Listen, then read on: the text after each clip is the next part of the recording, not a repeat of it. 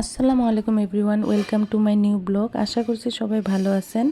বর্তমানে আমাদের পরিবারের প্রায় সবাই অসুস্থ, বিশেষ করে আমার ছোট্ট মেয়েটা অসুস্থ।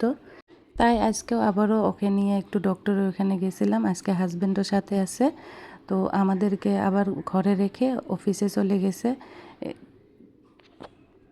ডক্টরের ক্লিনিক থেকে আসার পর আর ভিডিও টিডিও করে নেই, মেয়ে এখানে ঘুমাইছে। তারপর আবার ভিডিও স্টার্ট দিছি, মানে ওই টাইম দেখাইছি 2:45 মন বাজছিল।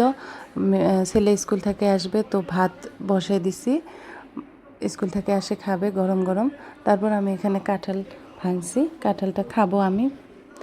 আমার ভিডিওগুলোতে আসলে আমি আমাদের দৈনন্দিন জীবনের ছোট বড় মুহূর্ত, রান্না বান্না, পারিবারিক ব্লগ এবং বাস্তব জীবনের অভিজ্ঞতাগুলো আপনাদের সঙ্গে ভাগ করে নেই। কয়দিন ধরে পরিবারের সবাই অসুস্থ প্রায়, সেজন্য তেমন লং ভিডিও আপলোড করতে পারিনি। আজকে ছোট্ট একটা ব্লগ নিয়ে আসছি, আশা করছি আপনাদের ভালো লাগবে।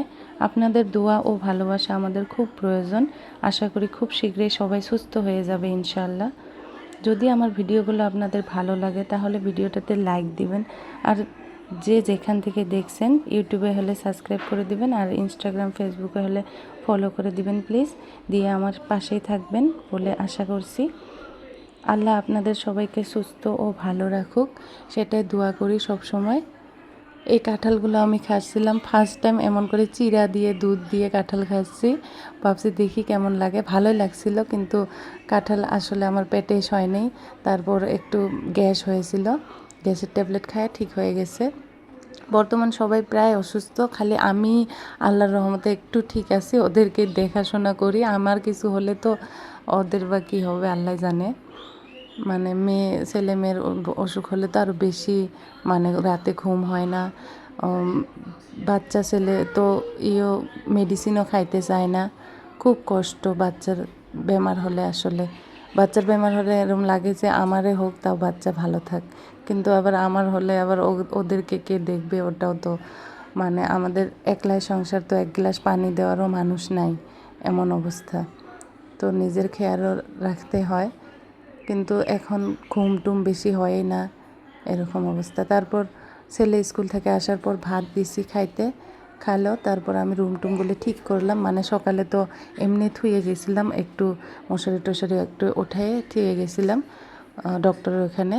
তো আসে এবার সব ঠিকঠাক করলাম, টিউশন স্যার আসবে তো। তারপর আবার রাতে এগুলো রাতের রান্না বান্না করছি, তো এগুলো আপনাদের সঙ্গে শেয়ার করছি। আমি আসলে নতুন নতুন ভিডিও করা শিখছি, মানে ভিডিও ক্রিয়েট করা, আপলোড করা, এডিট করা, মানে এডিট করা আপলোড করা সব কিছু নতুন আমার জন্য। তাই কোনো ভুল ত্রুটি হলে ক্ষমার দৃষ্টিতে দেখবেন।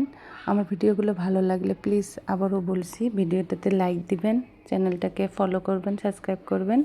তাতে আমি খুব বেশি মোটিভেট হই, আর নতুন নতুন ভিডিও আপলোড করার মোটিভেশন পাই আর কি। তো রাতে এই কদু দিয়া ডিম বানাছিলাম, তারপর তো ডিমগুলো খাওয়া হয়েছে। কদু অল্প স্বল্প খায়া বেশিরভাগে ফেলাই দেওয়া হয়েছে, মানে খাইতে চায় না কেউ কদু আসলে। আর কিছু ছিল না, তাই এগুলো বানাছিলাম। আজকের জন্য এতটুকু। সবাই সুস্থ থাকো, ভালো থাকো। খুদা হাফিজ।